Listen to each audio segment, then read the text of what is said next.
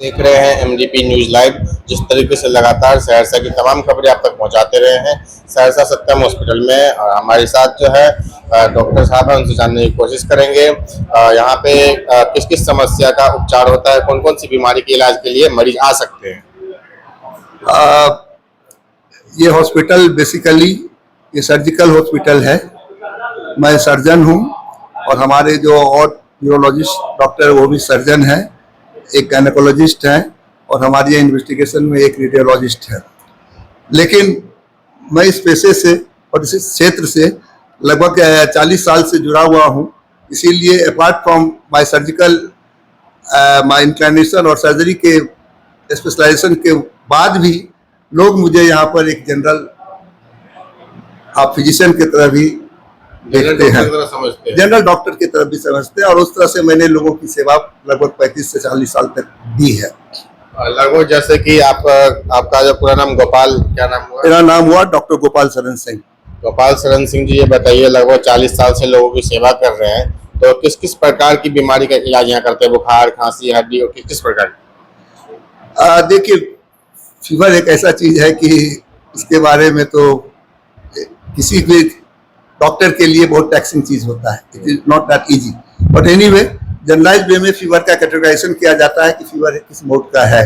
तो क्या फीवर पर बात करना चाहते हैं तो उस पर मैं बताऊंगा कि एक जनरल कॉमन फीवर होता है, एक वायरल फीवर होता है जो कॉमन होता है, फिर आपका जो है सो बैक्टीरिया की वजह से फीवर होता है जिसमें कि आप ज़्यादा कॉमनली देखते हैं कि टाइफाइड की वजह से फीवर होता है, या जहाँ पर पैरासिटिक इन्फेक्शन होता है जिसमें कि मलेरिया है, कालाजार है, इससे फीवर होता है, फिर मूत्र रोग के कारण भी फीवर होता है, हाथ में सूजन की वजह से होता है। लेकिन अब सीजन के अनुसार से फीवर का अलग अलग कैटेगरीज होता है। जैसे अभी जो समय है, जिस समय चैत का महीना आप कहते हैं, इस समय फीवर का जो कॉमनेस्ट कॉजन होता है वो चेस्ट इन्फेक्शन से होता है, क्योंकि चेंज ऑफ वेदर की वजह से चेस्ट में इन्फेक्शन होता है, तो लोगों को वायरल ये होता है, इन्फेक्शन भी होता है। तो ये इस हिसाब से अभी का फीवर में आपको जो है chest infection is the commonest cause of fever, ये फीवर का है। दूसरा है क्योंकि अब मक्खी का प्रकोप बढ़ता है, हाइजीन का प्रॉब्लम होता है, जिस वजह से लोगों को जो है खाने में अभी थोड़ा सीजन होता है, फेस्टिव सीजन होता है, जिसमें कि आप कहते हैं बारात है, लगन है, ये है, तो इस समय में कम्युनिटी डिनर बहुत होता है। जैसे अभी मान लीजिए अभी हम लोग का रमजान का महीना चल रहा है तो इफ्तार पार्टी होती है, तो ये सब चीज़ में जब कम्युनिटी डिनर होता है तो उसमें थोड़ा सा वाटर बॉर्न डिजीज जो होता है उसका इन्फेक्शन ज़्यादा चांसेस रहता है, जिसमें कि आपको डायरिया होता है, टाइफाइड होता है। तो ये सब चीज़ें इस समय में ये ज़्यादा ये होता है। जिस तरीके से जनरल फिजिशियन है, जनरल डॉक्टर लगभग सभी बीमारी को इलाज करते हैं, बुखार, खांसी, सर्दी, जिस शरीर की जितने प्रकार की बीमारी हो लगभग सभी का इलाज यहाँ हो जाता है। सभी का प्राइमरी इलाज हो जा सकता है, लेकिन स्पेशलाइजेशन में हम लोग सर्जिकल स्किल को ज्यादा करते हैं। लेकिन प्राइमरी डायग्नोस्टिक एड्स जो है वो हमारे यहाँ सब है, MRI से लेकर के CT, MRI, अल्ट्रासाउंड, एक्सरे, तो जितना वो चीजें कम से कम हम लोग डायग्नोसिस जरूर कर सकते हैं। आपको मान लीजिए किसी को हेडेक हो रहा है, तो हेडेक के कारण मेनिंजाइटिस है कि ब्रेन ट्यूमर है या कुछ और चीज है कि साइनस का इन्फेक्शन है, ये सारे चीजों का हम लोग डायग्नोसिस कर देते हैं। बेसिकली सबसे बड़ा समस्या ये होता है कि अगर आप सही डायग्नोसिस किसी पेशेंट को कर देते हैं तब उसका इलाज आसान हो जाता है। तो यू आर नॉट वेग। अगर वेग होकर के आप इलाज करेंगे तब थोड़ा सा अंधेरे में तीर मारने वाली चीज हो जाती है, जो कि शुरू में हम लोग करते थे। इसीलिए करते थे कि उस समय में हमारे पास इतने एड्स नहीं थे। आज हमारे पास इतने मशीन है। जब मैं यहाँ आया था उस समय में यहाँ पर न अल्ट्रासाउंड था, न अच्छा एक्सरे था, और बहुत तरह की पैथोलॉजिकल सपोर्ट भी जांच का नहीं था। उस समय भी इलाज करते थे, उस समय भी ऑपरेशन करते थे, लेकिन बहुत चीज अपने क्लिनिकल एक्सपीरियंस और उसके तहत लेकर के हम लोग करते थे। इसलिए medical science is a vast subject, उसमें क्लिनिशियन का एक रोल होता है, और हम लोग बेसिकली जिस एरा में पढ़े हैं उसमें हम लोग को क्लिनिकल टिप्स ज्यादा पढ़ाया गया, बुक्स में उसकी ज्यादा महत्ता दी गई। इसीलिए हम लोग फिजिकल एग्जामिनेशन हुआ या जिस स्टेथोस्कोप को कर रहे हैं इसके सहारे हम लोग ये करते हैं। लेकिन आज के जो चिकित्सक आ रहे हैं उनके सामने में ये सब चीज अब बौना पड़ रहा है। बौना इसलिए पड़ रहा है कि they have got the machines, they go for ultrasound. देखिए अल्ट्रासाउंड का रिपोर्ट देख लेंगे, चलो पेट को छूने क्या जरूरत, काफी आगे बढ़ गई है, तो उनका क्लिनिकल असेसमेंट का जो ये है वो कम हो गया। दे गो बाय रिपोर्ट्स। रिपोर्ट ठीक है, अल्ट्रासाउंड देख लिया, क्या है, स्प्लीन बड़ा है, स्प्लीनोमेगाली है, हेपेटोमेगाली है, किडनी में कंक्रीशन है, क्या है, मेसेंट्रिक एडनाइटिस है, तो वो सारा चीज उस पर वो लोग होकर जाते हैं. But in our time you go by my patient's communication, our hands, palpation, physical examination, and then whatever the test available at that time, उससे लेकर के हम लोग काम को करते थे. But diseases are the same. जैसे एक डिजीज के बारे में हमेशा कहूंगा, in mother India, that is tuberculosis. वो यहाँ पर हर एक ऑर्गन को इफेक्ट करता है, from brain to bone to urinary tract to abdomen and chest के बारे में तो सभी कहते हैं कि सबको टीबी चेस्ट का होता है, लोग मानता है, लेकिन हर एक ऑर्गन को, हर एक चीज को इफेक्ट करता है. और one of the differential diagnosis में अगर आप इसको नहीं रखिएगा तो definitely you will be Fehling in your treatment. आप डायग्नोसिस से दूर चले जाइएगा. ये मैं सबसे ज्यादा स्ट्रेस करना चाहता हूं कि ट्यूबरकुलोसिस को हमेशा आप बीमारी खोजने में करिए. ऑफ लेट जो कि हम लोग खुद एक्सपीरियंस से देख रहे हैं कि पहले कैंसर का इतना मरीज हम लोग को देखने को नहीं मिलता था. आज के दिन में कैंसर से पीड़ित लोगों की संख्या में हम लोग देख रहे हैं कि बढ़ोतरी हो रही है. ये समस्या कुछ ज्यादा आ रहा है, ये चीज हम लोग ज्यादा देख रहे हैं. दूसरी चीज जो हम लोग सर्जिकल से लिखा हुआ, जिसमें गॉल स्टोन डिजीज, पत्थर का, पहले हम लोग के समय में पढ़ाया जाता था कि फैट फीमेल 40 फर्टाइल, जो औरत 40 साल उम्र की है, जो ज्यादा मोटी है, जिनको 4-5 बच्चे हैं, तो उनमें ये गॉल ब्लैडर की डिजीज स्टोन हुआ जाता था. लेकिन आजकल हम लोग 4 साल 5 साल के बच्चे में भी स्टोन का ऑपरेशन हम लोग यहाँ करते हैं. टेक्नोलॉजी तो वो चीजें अभी थोड़ा बढ़ रहा है. और गॉल ब्लैडर स्टोन के साथ एक थोड़ा सा सबसे बड़ा समस्या ये भी रहता है कि हम लोग के इंडो गैंजेटिक बेल्ट में, ये जो हमारा जो गंगा का जो ये तराई बेल्ट है, इसमें गॉल ब्लैडर में स्टोन होने के बाद में इसमें कैंसर होने की संभावना ज्यादा होती है. इसलिए हम लोग के बीच में कैंसर की संभावना भी ज्यादा लोग आते हैं. अतः मैं यही सलाह दूंगा इन मास कि अगर आपको गॉल स्टोन डिजीज है तो आप अविलंब जो है उसका सर्जिकल रिमूवल जरूर कराइए. अन्यथा मान लीजिए, हम नहीं कह सकते किसको बढ़ जाएगा. मान लीजिए बहुत लोगों को मैं देखता हूँ कि वो थोड़ा देरी करते हैं, अब बाद में उसमें तब वो चले जाते, मैग्नेंसी वाला फीचर शुरू हो जाता है. तब मान लीजिए बहुत चीज करने के बाद में बहुत ये गॉल ब्लैडर की मैग्नेंसी जो होता है उसकी सीवियरिटी ज्यादा होती है और उसमें फिर दिक्कत हो जाती है, रास्ता कम बचता है. देख रहे हैं अभी जो है कैंसर जो है, जैसे आपने कहा कि कैंसर कई तरह की फैल रहा है, योनि कैंसर फैल रहा है, इसके अलावा ब्रेस्ट कैंसर फैल रहा है. महिलाओं में प्रजनन की जो फर्टिलाइजर है उनका जो कमजोर है, बच्चा नहीं कर पा रहे हैं, आईवीएफ का सहारा ले रहे हैं और कहीं कई तरह के सहारा दे रहे हैं. पुरुषों में भी जो उनका स्पर्म है उसकी क्वालिटी बहुत ज्यादा कमजोर हो रही है. तो कैसे ये प्रॉब्लम होता है, कैसे ठीक कर सकते हैं और कैसे पता करें कि ये लक्षण से ब्रेस्ट कैंसर या योनि कैंसर है? देखिए, पहले मैं ब्रेस्ट कैंसर की बात कर रहा हूँ. ब्रेस्ट कैंसर जो है उसके लिए तो सबसे बहुत तरीका है कि पहले हम सब एडुकेट करें. सबसे पहले हम लोग जाके सोसाइटी में एडुकेट करें कि जो भी महिलाएं हैं वो अपना कम से कम अपने ब्रेस्ट का सेल्फ एग्जामिनेशन करें. और कहीं भी उनको थोड़ा गांठ या दर्द या कुछ नजर आ जाता है तो अपने नियरेस्ट जो भी उनके फैमिली फिजिशियन है, जो भी है, उनसे जाकर के मिले. और मिलने के बाद तब वो जैसा वो रास्ता बताते हैं, जिसमें कि आजकल जो होता है, सबसे पहले एक अल्ट्रासाउंड होता है, उसके बाद मेमोग्राफी होती है, ब्लड टेस्ट होता है. अगर उसमें कहीं लंप नजर आ जाता है तो फिर लंप का हम लोग एफएनएसी करते हैं या 2 कट बायोप्सी करते हैं, तो उससे हम लोग डायग्नोसिस कर लेते हैं. जब डायग्नोसिस हो जाता है तो ब्रेस्ट में बिनाइन डिजीज भी होता है और मैलिग्नेंस डिजीज. बिनाइन का मतलब जैसे 2 तरह के सांप होते हैं, एक सांप विषैले होते हैं, एक जो सांप जो विषैले नहीं होते. उसी तरह ब्रेस्ट सभी लंप ब्रेस्ट में कैंसर नहीं होते हैं. बहुत तरह का ऐसा लंप है जो कि यंग एज में होता है, सब ये होता है, जिसको फाइब्रोएडेनोमा कहते हैं, फाइब्रोएडेनोसिस कहते हैं, ब्लू डोम सिस्ट कहते हैं. ये सब जितने जो है वो सब चीज, मेस्टेल्जिया ब्रेस्ट होता है, तो ये सब चीजें हैं कि वो नहीं होता है. इसलिए सभी लोगों को डराना भी नहीं है. ऐसा नहीं कि होता है कि हम लोग मेडिकल साइंस में एक ये भी चीज हो जाती है कि हम लोग के बोलने से, टीवी शो पर, मीडिया पर आने से एक तरह का फियर साइकोसिस हो जाता है. तो मैं उसके भी पक्ष में नहीं हूँ. ये जो आइए बोलिए, लेकिन यू शुड बी अवेयर. आप अपना रहिए कि आप अपना एग्जामिनेशन करिए, डॉक्टरों से मिलिए, दिखाइए. अर्ली डायग्नोसिस होने के बाद में नियर क्योर हो जाता है. आज के दिन में ब्रेस्ट कैंसर में हाँ, ये अब योनि पर भी मैं आता हूँ.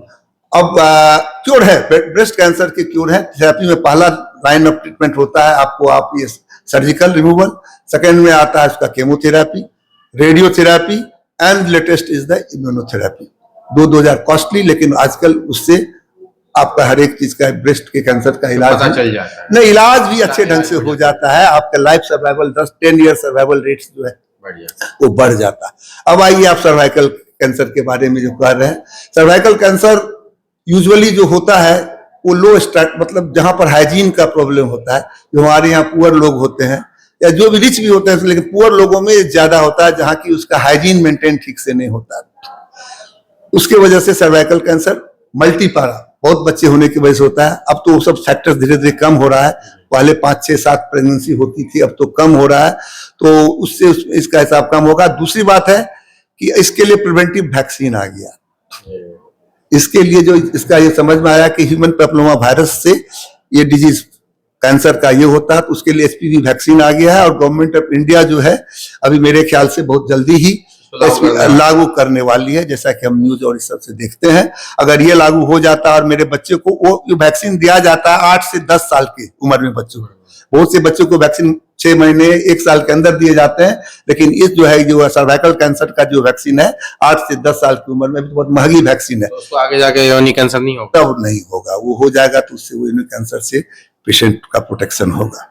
तो ये मेरे ख्याल से ये बहुत बड़ा चीज है, क्या कि कोई चीज का prophylaxis is much better than cure. जैसे अभी हम लोग को हेपेटाइटिस बी का देख रहे हैं, तो उसका भी वैक्सीन लग जाता है तो बहुतों को उससे सुरक्षा मिलती है। Vaccine is always good for the society. जिस तरीके से अभी देख रहे हैं बच्चे करने में काफी दिक्कत हो रहा है जो कपल्स है उनको। देखिए इस पर मेरा नजरिया दूसरा है। एज द एजुकेशन ग्रोज, जैसे ही शिक्षा बढ़ी है, हमारा डिपेंडेंस इकोनॉमिक स्टेज में महिलाएं भी चली गई हैं। अब आजकल फैमिली में देखेंगे तो महिला भी एक सपोर्टिव रोल में वो जॉब में रहती हैं, और उसके चलते वो एक असर्टिव रोल, असर्टिव का मतलब है कि उसकी बात भी सुनी जाती है। पहले ऐसी बातें नहीं हुआ करता। बहू हो, अरे जो है शादी कर दो, बच्चे हो गए, बच्चे नहीं हुआ, जहां 6 महीना बच्चा नहीं हुआ सभी परेशान, अरे इसको बांझ हो गया, क्या नहीं है, बच्चा नहीं हो रहा, और उस पर साइकोलॉजिकल टेंशन प्रेशर होता है। देखते हैं लोग 30, 35 साल में शादी कर रहे हैं, 40 साल में बच्चा कर रहे हैं, कैसे हो गई। वो तो डेफिनेटली जब आप लेट मैरिज होगा तो प्रेगनेंसी होगा, लेकिन प्रेगनेंसी का थोड़ा सा नॉर्मल डिलीवरी के प्रोसेस में थोड़ा परेशानी होगी ही, क्योंकि उसके वजह से ये फर्टिलिटी रेट भी थोड़ा घट जाता है। प्रेगनेंसी होने के बाद भी थोड़ा उसमें दिक्कत होता है। और आजकल नया ट्रेंड है जो कि जो ये है, वो लोग अब नॉर्मल लेबर की तरफ नहीं जाते हैं। जैसे मैं उतना पेन क्यों लूं, और डॉक्टर साहब ऐसा करिए, इलेक्टिव सीजन कर दीजिए, बस एक ही बच्चे हो गए, क्या दिक्कत है, आप लोग कर लेंगे। तो ये हम देख रहे हैं कि कुछ उस वर्ग के लोगों में ये ज्यादा है कि they go for, they don't want to bear the pain. इस कारण से वो लोग नॉर्मल लेबर के बजाय सीजेरियन की ओर वो बढ़ रहे हैं। लेकिन ये मेरे ख्याल से सही एकदम नहीं है। लेट्स हैव द नॉर्मल ये लेबर को ही कंडक्ट किया जाए, unless until there is a need, there is indication for cesarean, then you can go for the cesarean. Problem आ रहा है कुछ जो है 20 से 25 साल की उम्र में भी लड़कियों में प्रॉब्लम आ रहा है बच्चे पैदा करने में, तो उनको किस तरीके का मतलब सतर्क करना चाहिए, क्या खान पीन वगैरह, और कैसे इसको जो है छुटकारा पा सकते हैं। बेसिकली होता क्या है कि आजकल आपका जो है जितना ये anti fertility drugs, pills, medicine, depot, ये सब तो लोग लगाते हैं। Society is open, now society is open. अब तो आप देख रहे हैं कि बहुत तरह का चीज है जो कि पहले समाज में था, उसको अब लीगली सब अलाउ कर रहा है रहने के लिए। लिव इन पार्टनर रिलेशनशिप आप देख रहे हैं कि बिना तब सब लोग ये कर रहे हैं, पिल्स यूज कर रहे हैं, ये कर रहे हैं, कॉलेज में महिलाएं हैं क्या कर रहे हैं। असर्टिव रोल्स पे जब आएगा तो उसमें ड्रग्स तो लेते हैं, और उसका इफेक्ट तो कहीं ना कहीं आप नेचुरल प्रोसेस को डिले करते हैं तो उसके चलते आपको परेशानी, तो कहीं ना कहीं तो आप एक ओवरी एक साइकिल से चलता है। एक सूरज भगवान एक रिदम से उगते हैं और जाते हैं। अगर उस रिदम को कहीं ना कहीं से कोई ऐसा एक्स्ट्रा वाले एक फोर्स से उसको ये किया जाएगा तो वो कुछ उसमें दिक्कत तो आएगी ही।